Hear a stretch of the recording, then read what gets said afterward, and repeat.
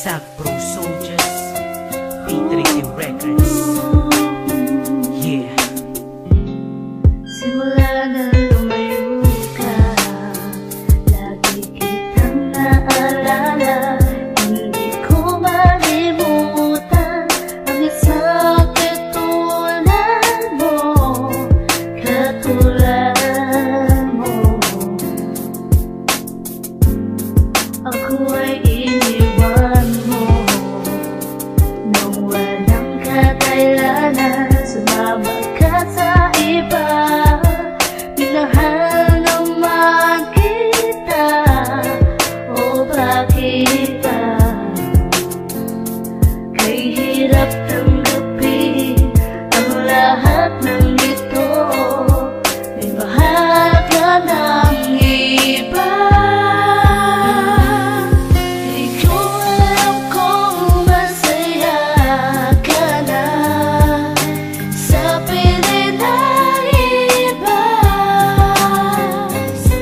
Hindi na ako muling aasa na ika'y babalik pa. Tatanggapin ko ang lahat ng ito na wala ka na. Alam ko naman na kahit anong gawin ko, siya na talagang mahal mo at di na ako.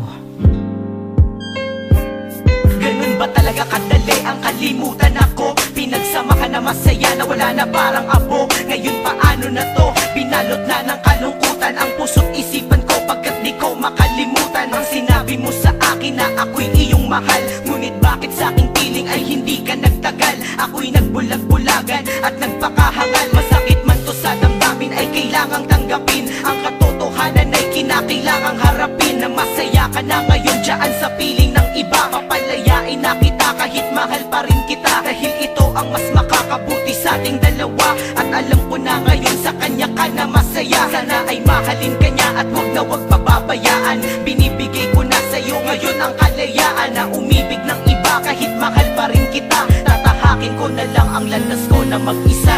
Di ko alam kung masaya ka na sa piling ng iba. Hindi na ako muling aasa na ika'y babalik pa. Tatanggapin ko ang lahat ng ito